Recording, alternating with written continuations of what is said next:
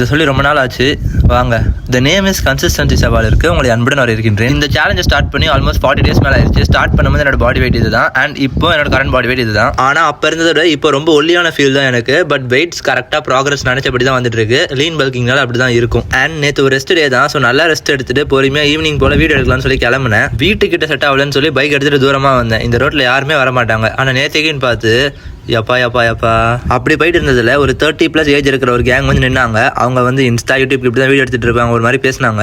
அதுக்கப்புறமா வந்து கேட்டதுக்கு நான் ஃபிட்னஸ் பற்றி அப்படின்னு சொல்லியிருந்தேன். அவங்க டக்குன்னு பாசிட்டிவாக மாறிட்டாங்க. எனக்கு ரொம்ப ஹாப்பியாக இருந்தது. அண்ட் நேற்று அந்த வீடியோவும் போட்டிருந்தேன். பார்க்காதவங்க பார்த்து உங்களோட வாட்டர் இன்டேக் எவ்வளோ இருக்கணும் அப்படிங்கிறது தெரிஞ்சுக்கோங்க. கண்டிப்பாக யூஸ்ஃபுல்லாக இருக்கும். அண்ட் வீட்டுக்கு வந்துட்டு பன்னு பழம் டின்னர் எல்லாத்தையும் சாப்பிட்டுட்டு போன வாரம் செகண்ட் ஷிஃப்ட்லேருந்து இந்த வாரம் டக்குன்னு ஃபர்ஸ்ட் ஷிஃப்ட். ஸோ 10 மணிக்கு போனோன்னா 12:30 தான் தூங்கினா. Again morning 5 o'clock எழுந்திரிச்சிட்டேன். பாருங்க இவ்வளோ கம்மியாக ஸ்லீப் வந்து என்னோட ரெக்கவரி எப்படி இருக்குன்னு சொல்லிட்டு உடம்பை பயங்கரமாக வருத்தி தான் இந்த சேலஞ்சை பண்ணிட்டு இருக்கிறேன். ரொம்ப கஷ்டமாக தான் இருக்குது. அந்த கஷ்டத்தை ஓரளவுக்கு குறைக்கிற மாதிரியான ஒரு டிசிஷன் தான் இது. இந்த இடத்துல நின்று அதை முடிவு பண்ணிட்டு இருந்தேன். ரொம்ப நேரம் ஃபோன் பேசிட்டு இருந்தேன். இந்த இடத்துல இருந்து ஒரு லைஃப் சேஞ்சிங் டிசிஷன் தான். அண்ட் இந்த டிசிஷனால என்னால் பழையபடி கவர்மெண்ட் எக்ஸாம்ஸ்க்கும் ப்ரிப்பேர் பண்ண முடியும். இந்த வீக்கோட ஒர்க்கையும் ரிசைன் பண்ண போறேன். என்ன கதைங்கிறத போக போக சொல்றேன். அண்ட் என்னால் டெய்லி வாய்ஸும் ஒரு ஓப்பன் ஏரியால தான் கொடுக்க முடியுது. அதுக்குன்னு சொல்லி தனி இடம்லாம் இல்லை. அதனால கொஞ்சம் நாய்ஸ் டிஸ்டர்பன்ஸ்லாம் இருக்கும். அதுக்கு மன்னிச்சுக்கோங்க. இப்போ சாப்பிட்டுட்டு ஜிம்முக்கு கிளம்பிடுவேன். ஸோ மிச்ச கதையை நாளைக்கு பார்ப்போம்.